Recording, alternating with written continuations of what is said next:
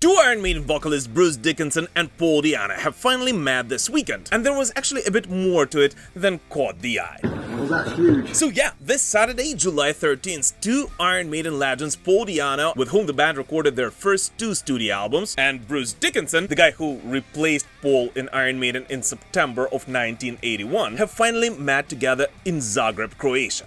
Apparently for the very first time ever! So when are they thinking? Well, we started out on the frame of that quite a bit. Right.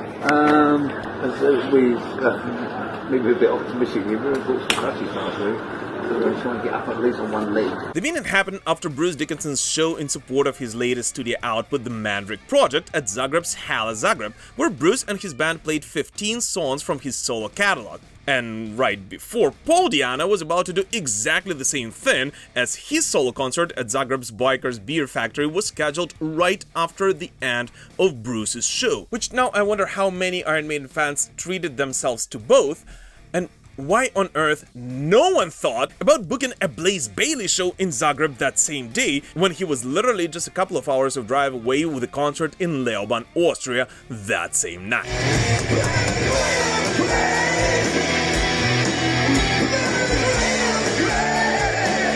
But anyways, the meeting of course was not accidental, as Paul Di'Anno was actually there at Hala during the entire Bruce Dickinson show. And unlike what most reporters said, the meeting itself was actually not short at all. As according to my dear friend Stepan Juras, who organized it in the first place, it lasted for about half an hour until Paul had to get going to prepare for his set. And in addition to the nice talk, the two legends of course discussed and exchanged their two latest studio outputs with each other.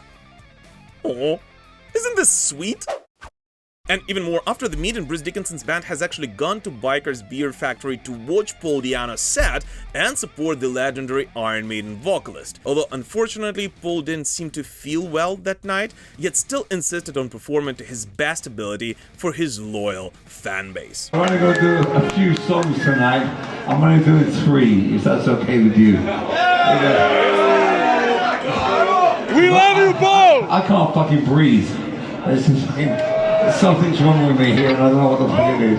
Anyway, hello Zagreb. Now, what I think is rather strange is that everyone keeps saying that it is the very first time Bruce Dickinson and Paul Di'Anno cross paths in almost 50 years of them being related to each other through the Iron Maiden family. As I guess, yes, it is true. After a short skim online, I couldn't find any evidence that the two actually met after Bruce Dickinson replaced Paul Di'Anno in Iron Maiden. Yet at the same time, it is kind of hard to believe that they have never met before that, as the new wave of British heavy metal scene was quite tight back in the late 70s, early 80s, and Iron Maiden with Paul Di'Anno on vocals have definitely performed together with Bruce Dickinson and his then band Samson. Like for example when Iron Maiden were opening for Samson at the Music Machine Club in 1980, and Bruce Dickinson himself remembered that show and seeing Iron Maiden later, saying the following: "I was watching them and they were good, really f***ing good. And at that moment, I remember thinking, I want to sing for that band. In fact, I am going to sing for that band. I know I am going to sing for that band." An Iron Maiden!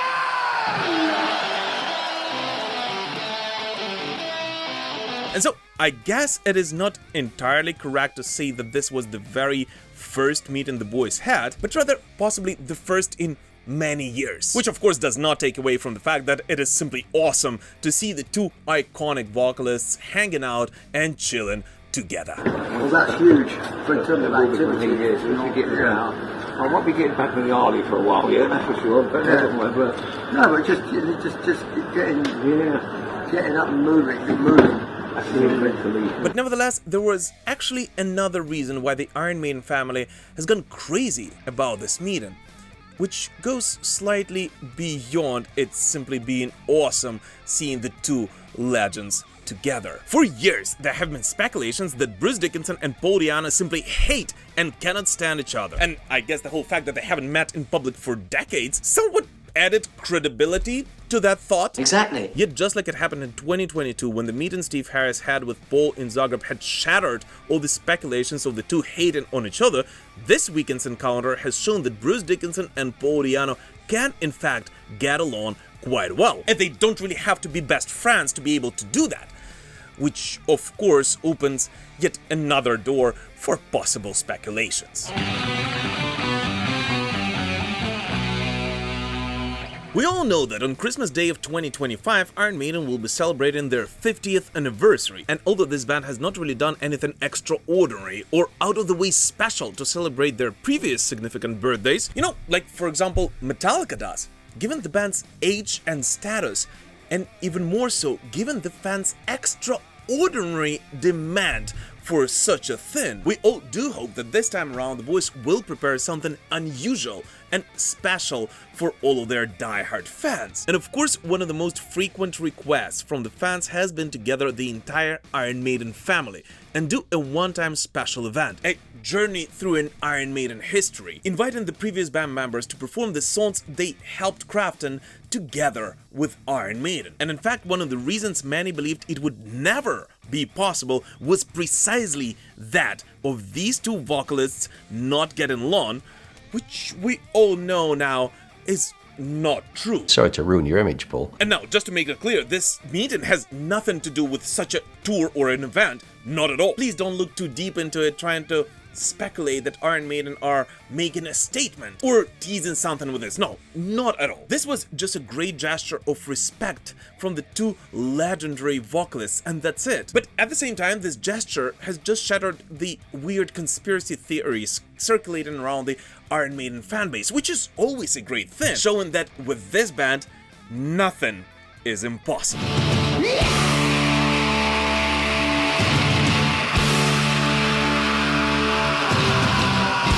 And by the way, while we are on topic of this whole family gathering thing and all that, I personally think that if Iron Maiden would do anything like that, it would be great if they would have not only invited Paul Di'Anno and Blaze Bayley on stage, but also Dennis Stratton, Paul Day, and all of the other previous band members, as well as pay tribute to those who are sadly no longer with us. But what do you guys personally think? Whom would you like to see on stage at such a concert? And would you even like Iron Maiden to do anything along those lines? Please let us know in the comments. All right, here's an opportunity to be creative. But anyways, going back to the meeting itself. Some people online commented that both Bruce Dickinson and Paul Di'Anno felt a bit uncomfortable during that meeting, and others even went as far as saying that both of them didn't seem to want to be there and they were kind of forced to interact on camera until Paul Di'Anno interrupted the conversation midway. Right then, I'm gonna have to fire me, old mate. Have a good one. Which is just utter nonsense, since first of all this meeting has gone for around half an hour before the very end of it, footage of which people have been judging it by. Secondly, of course it's not natural to interrupt when somebody suddenly starts to film you.